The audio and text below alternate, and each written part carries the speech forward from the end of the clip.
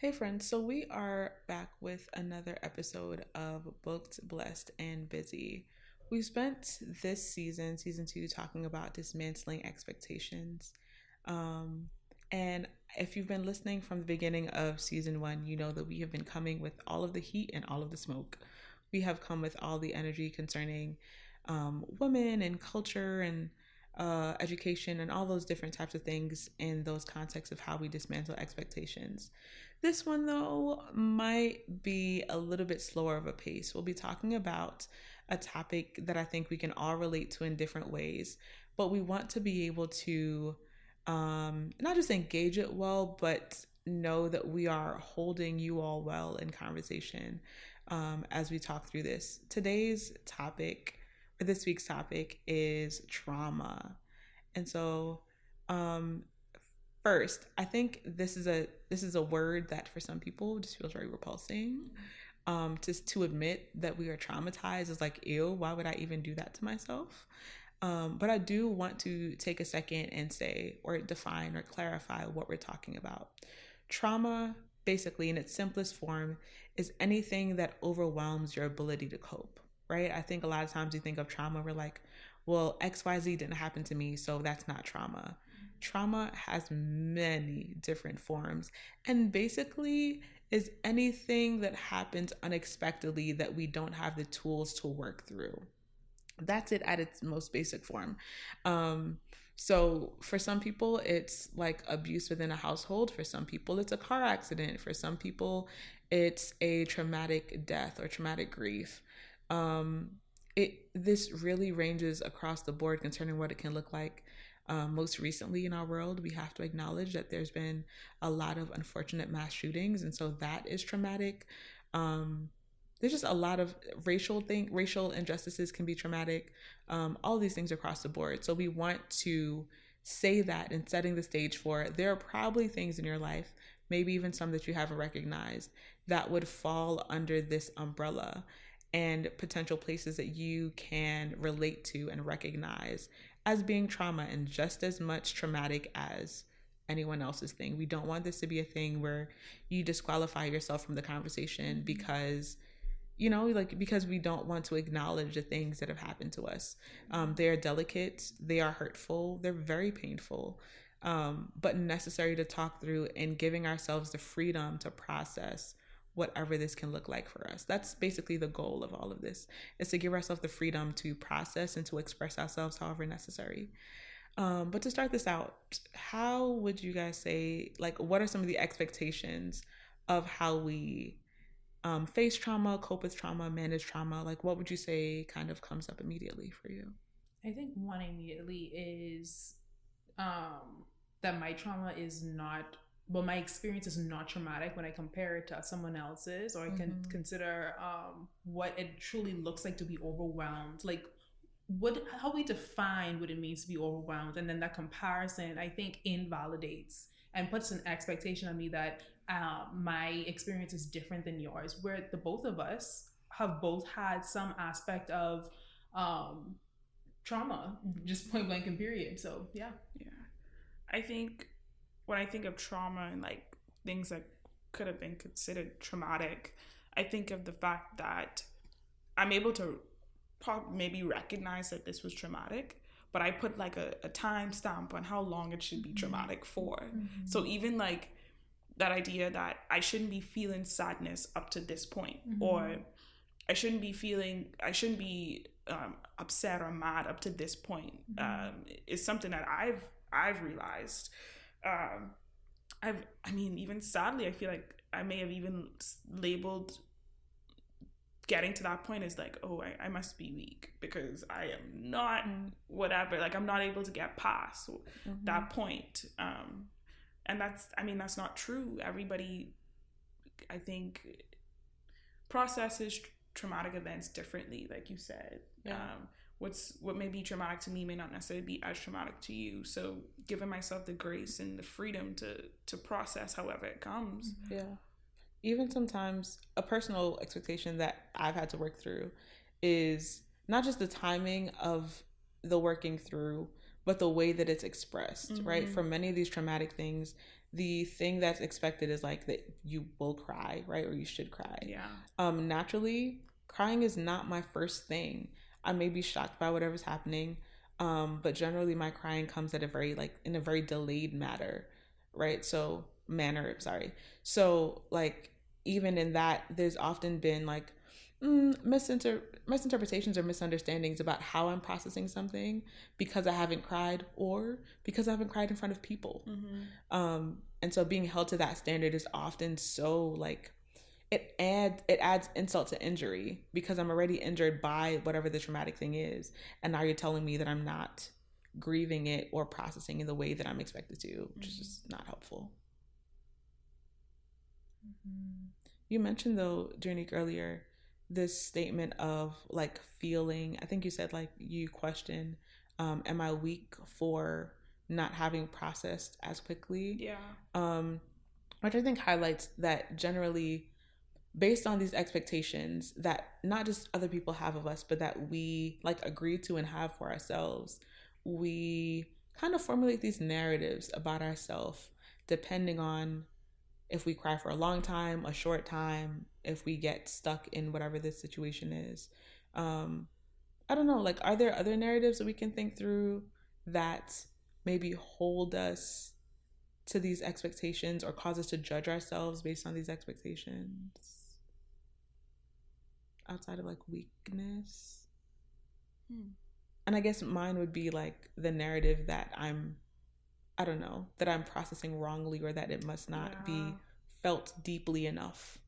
There are a lot of people that I interact with, including myself, that like if we are thinkers and not or processors and not immediately like reactive in emotion, there's this idea that like you're not, I don't know, in tap with emotions enough. You're not like you're thinking too much, you're too cognitive, you need to be more emotional, which is also a thing that has taken much working through. Yeah, I'm sitting and I'm wrestling through how like I think the word is like dismissing one can be towards their experiences of a traumatic experience, even sometimes for the sake of trying to protect and not be overwhelmed by it. Like minimizing for the sake of I can't deal with this right now. Minimizing for the sake of and participating like in avoidant behaviors because this feels like too much for me to hold at this present time. Which in some aspects is true. You can't hold it all at one time, and some things you need to kind of put on the back burner. But inherently, if that continues to be done and there's unprocessed experiences that you have that you've not allowed to be regulated, it will find its way to the surface some way, somehow. And I could see for myself how with not allowing for that to happen, it catches you completely off guard. And sometimes you might even minimize the fact that it's even there when it comes, because you've been living in this kind of somewhat of a numb state for so long. So I'm just processing my own reactions towards what the narrative might look like to myself and how mine or other people's coping system might look like or reaction might look like to this. I think Janique mentioned earlier this narrative of being weak, and I think on the flip side is also this narrative of like being too strong. Yes. So this narrative of like I shouldn't be able to move on this quickly, I shouldn't be this resilient, like if I cared more then it would hurt more. You know, like some people go through grief specifically and they're like, why am I okay after, you know, the funeral or whatever? Like I should be in my bed for the next 3 months and unable to move. And often interacting with this level of fear that says like, I can't move on from the situation because if I move on, then that means that I don't actually care about or miss this person if we're talking about grief. If it's other things, I don't know, like even trauma can be even things of like divorce, right? And like, what does it look like in the way that we hold ourselves to these expectations of I won't say getting over, but processing a divorce.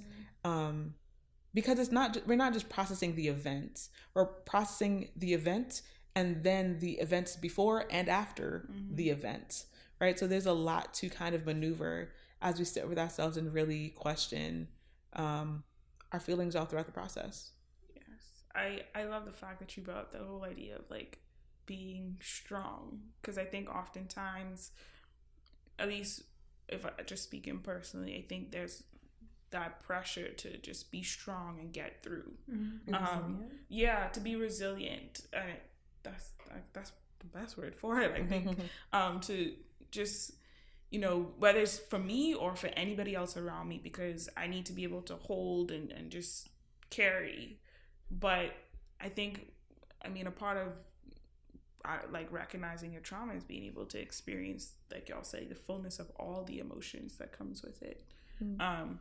Taking away the expectation of I should be done with this at this time, or I should be strong for this amount of time and move on. It's that first of all, that in itself sounds tiring. Even just talking about it, I'm like, that in itself sounds like a tiring thing to think through. If you already have to think through something that's hard, and man. And it lands us in this place of, like I said earlier, adding insult to injury, right? So if I'm feeling the emotion and then I'm leading to a place of judgment in the midst of the emotion, then I'm feeling things doubly and not like, I think these spaces challenge us to figure out, are there ways to lean into a place of like self-compassion or compassion for other people versus judgment. I think it's clear to you all in the past few episodes and seasons that we watch Dr. Anita Phillips very often. But she said this quote one day. She was talking about the racial trauma that was happening in 2020. And she said, a trauma-informed response doesn't ask, why did they do that? It asked, what happened to them, right? I think in a lot of these things, we want to judge the actions, responses of individuals as opposed to questioning, like, what has caused them to get here. Even we've been talking a lot about crying, but for some people, their traumatic responses is violence. Right? I remember when 2020 erupted and all of the things were happening, a lot of people, I think, in the Atlanta area started looting places and all those things. Am I saying that it's right to do that? Absolutely not. I would not support vandalizing someone else's property. But I think a trauma-informed response still forces us to ask, not just like, why did they, vandalize these buildings, but what happened to them? What level of rage and anger rose up in them to make it okay and reasonable for them at the time to vandalize these places? Again, would never support those actions. But even in, we see, I don't know, teens or kids or whatever as clients, and they're doing ridiculous things at school. This causes us to ask, like, not just why are you punching the child at school, but what happened to you? Yes. I think that should be more so the questions that we ask when we see things happen to people.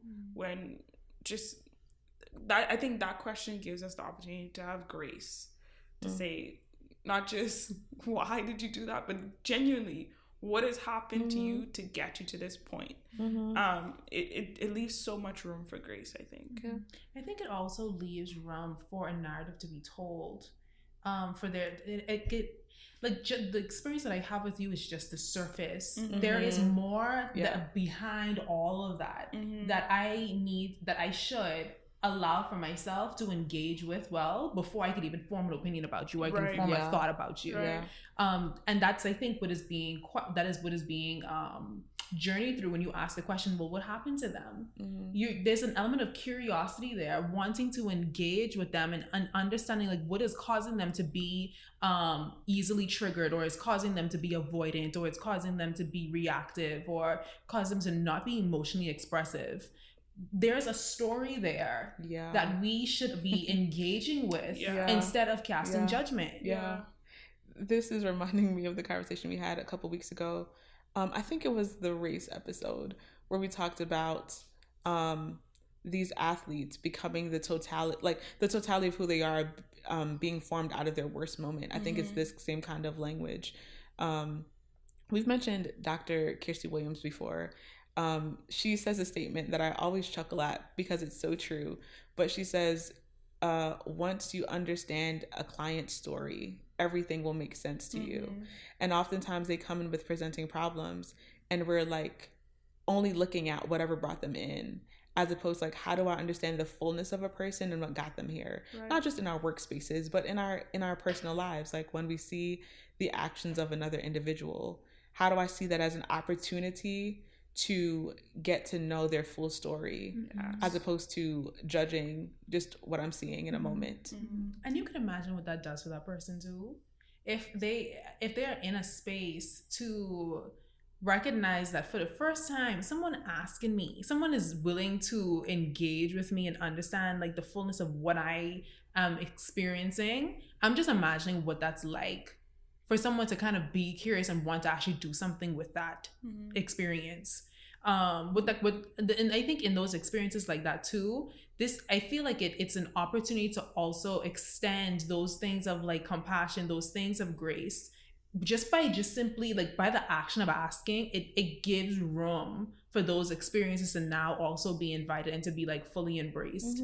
So there's like several layers to this that I think as we keep talking about humanity, I think as we engage humanity, we have to think about what is causing the brokenness in the first place. There's a root here that is needing to be held, that needs to be just simply seen. And it's just being misconstrued by the trauma experience. Trauma distorts the fullness of what a person, who a person is, and what their story could look like. And if we, by engaging with them in those experiences, we help them to see that it doesn't have to always be that way. I want to highlight too, you're saying this, but I want to highlight that we're not saying to ignore the whatever the trauma is in the process of getting to know the person, but to see all the parts of them. So the parts of them that were potentially there before the traumatic situation, and the parts of them that are being formed by this traumatic situation, and not just getting to know them from a distance, but finding ways to engage with people in the midst of their process, and joining with them and supporting them for whatever the journey ahead looks like. A lot of, as we've been talking about expectations of emotion, a lot of this is with people really not knowing what to do. Like these things happen and they don't know how to go forward. And so instead of judging, we can get into places of compassion that move us to action and like, what can I do to help your life? I also just want to reiterate we said this before, but like, have compassion for yourself as well as you navigate these feelings and these emotions. It's most times it's unexpected, and so being able to recognize, and give yourself grace within that. Like, one, it's unexpected, and two, I really just don't know how to handle this right now. I think that's important as well. Removing the judgment from yourself in these conversations, and as you interact with trauma, because oh my gosh, this is something as therapists we see all the time, and it never gets old. Trauma is something that never gets old. There's always something that, or always room for us to have grace and compassion, and try to ask the question of what happened to them. I'm thinking about what our world has gone through recently. Unfortunately, these things are not our world, our nation has gone through recently. And unfortunately, it's not the first time it's happened. But as we're talking about this, I think we're understanding this in theory. What does it potentially look like to hold people well in their trauma practically, right? If we were to engage with the families of those who were killed in any of these shootings, or to engage with someone in the midst of racial trauma or a car accident or a divorce. Like, for people, we're therapists, but many of our listeners are not. Like, what does it look like for us to engage with people in a non-therapeutic way? Yeah. I mean, one of the first things, or like the basic thing I think of, is the first response is be human. When in doubt, be human. I'm pretty sure that is a quote by one of our professors. Yeah, Dr. Brandon Rogers. Yes, when in doubt, be human. So what would you want in that time. And if you don't necessarily know, I offer up this advice of listen and sit. You don't always have to have the right words to say when somebody experiences something traumatic. Sometimes we don't know what to say, but I think it's important that we take the opportunity to just listen and sit with them through it. I think most times it does a great deal. And yeah, when in doubt, be human. Yeah, I think a part of it too looks like normalizing the experience. And granted, I may not have gone through the kind of trauma that another person might have gone through, but they are clearly overwhelmed by it. And I think giving them space to normalize that this is the current state that they're in, this is the current experiences and the current moment that they're in, I think is also a helpful part to just kind of sit in. There's no need to necessarily try to fix or rectify whatever it might be. Just kind of being present in the moment is something that immediately comes to my mind, but I'm still thinking this through. Yeah, I definitely agree with the being present. When Journey was speaking, I thought about the book of Job and how when Job went through all of his crises and losing everything at one time, his friends came and sat with him in silence for I think 7 days. And there's a power in just sitting with them. A former professor at Lee, Casey Cole, calls it pit sitting, right? Like, how do I sit with someone in their pit and just be present with them? I think along with being present, though, there is the need to be like attuned to their needs. So what does that look like? It looks like knowing that no, you're not their therapist, but your friend might be going through immense grief and just is hungry and they don't even know that they're hungry. Can I go get them some food? The person who went through the car accident may need a ride for the next few weeks. How can I provide that? The person who's going through a divorce may need you to check in with them every once in a while to see how, I don't know, court dates are going and how they're adjusting to life living alone and all those kinds of things.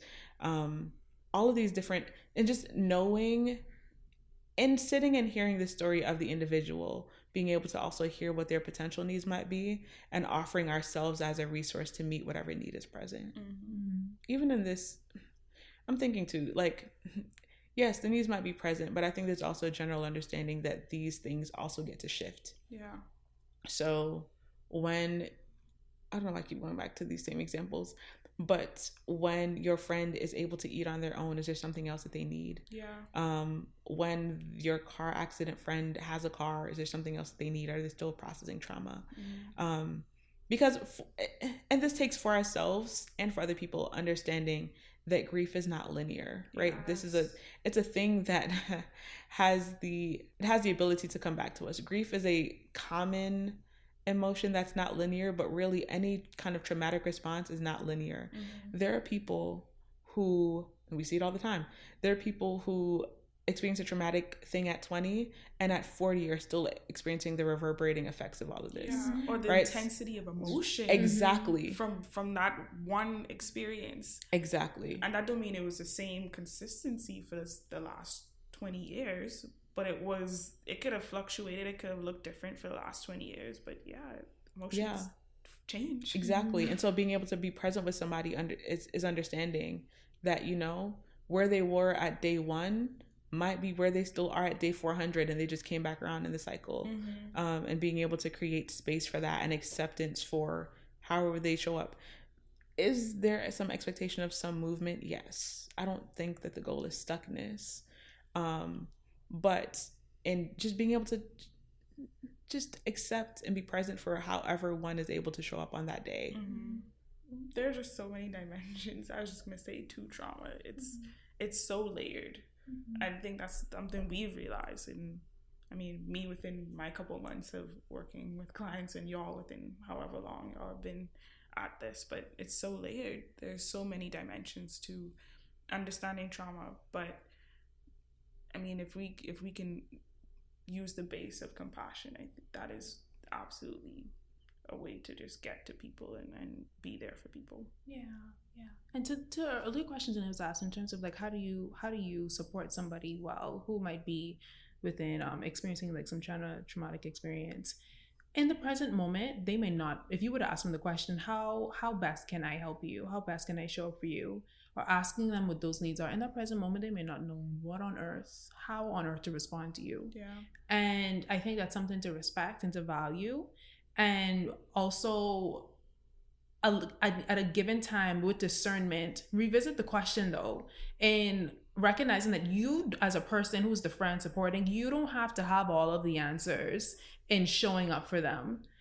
This is something that sometimes they need eventually, when they're able to be able to communicate to you and say how you can be present for them. So maybe it may need to be revisited. The question needs to be revisited later on, when they've been able to kind of like regulate and get into some kind of function or fashion of life, or whatever it might be. But also take into consideration, you could just ask them. It just may just not get the answer immediately right after the experience. And they may still not know, and so that may just be a closed door. But it's something to consider as well, that it's also an option on the table. But just simply position yourself as a person, and label yourself as a person who's wanting to support and who's wanting to show up. And however, whenever that happens, it'll just happen. I think overall, we're having conversations about a word that not everyone likes, but it's this aspect of brokenness. And the fact that in our world, there's many pieces of this. There are places in our lives that get shattered by many unexpected things.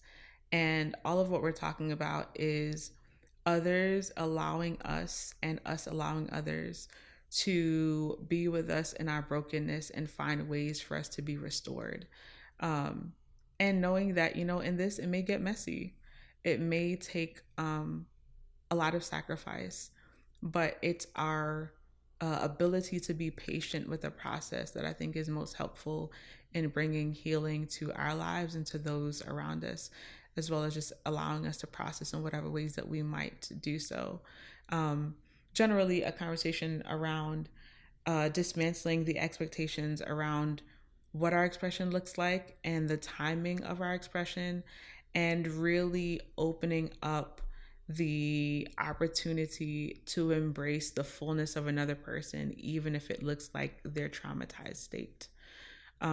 So again, we know that this is probably a harder conversation than some of our previous ones, but we really want you all to be held well and to know that you get to emote, you get to have emotion in whatever way that you need to. And hopefully you're able to find community around you that's helpful in picking up the pieces and figuring out ways to move forward, even when you don't have all of the answers to questions. Thank you so much for joining us for another week of Booked, Blessed, and Busy, and we will see you next week. Bye.